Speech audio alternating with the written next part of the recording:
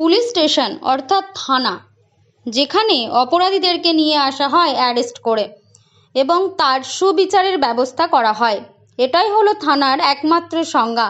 কিন্তু সেই থানাতেই যদি অপরাধীর কী বিচার হয় তা দেখার জন্য এসে পড়ে একটি অবলা জীব, তা সাধারণ মানুষের কাছে খুবই ভয়ঙ্কর। তা সত্যিই বিস্ময়কর একটি ঘটনা।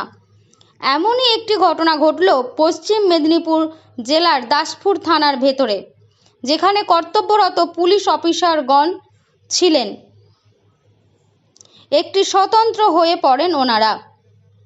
কিছুক্ষণ পরে ওনারা বুঝতে পারেন থানার মধ্যে একটি গোকরো সাপ প্রবেশ করেছে।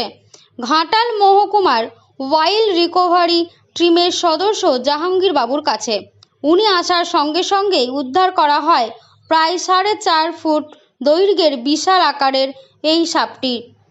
ওজন প্রায় 10 থেকে 12 কেজি। খুব পুরনো এবং ভয়ঙ্কর সাপ উদ্ধার করে নিয়ে যান দাসপুর থানা থেকে। দাসপুর থেকে আমাদের প্রতিনিধি কৌশিক কাপড়ে রিপোর্ট, NH পাবলিক টিভি। ধন্যবাদ।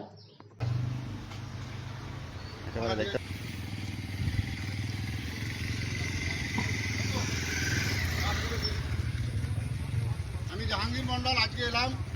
এটা আমাদের দাসপুর থানা, পশ্চিম মেদিনীপুর থানার ভিতরে চিকের রুম আছে, যে কাঠগুলি আছে এর ভিতরে সাপে বাসা করেছে।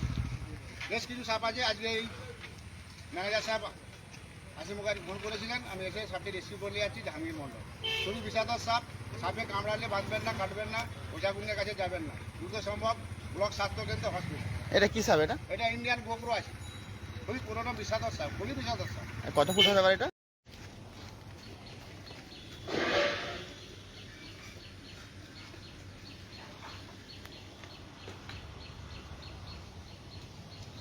এটা কি সাপ?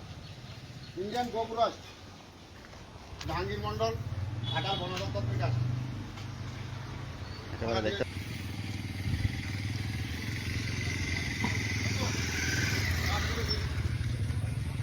আমি জাহাঙ্গীর মন্ডল আজকে এলাম।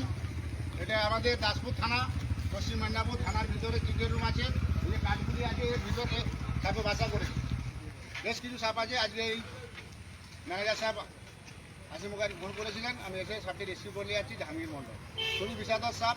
সাপে কামড়ালে বাঁচবেন না, কাটবেন না, ওঝাগুনের কাছে যাবেন না, দ্রুত সম্ভব ব্লক স্বাস্থ্যকেন্দ্র হসপিটাল। এটা কি সাপ? এটা ইন্ডিয়ান গোকরো আছে, খুবই পুরোনো বিষাদর সাপ, খুবই বিষাদর সাপ। কত ফুট হতে পারে এটা?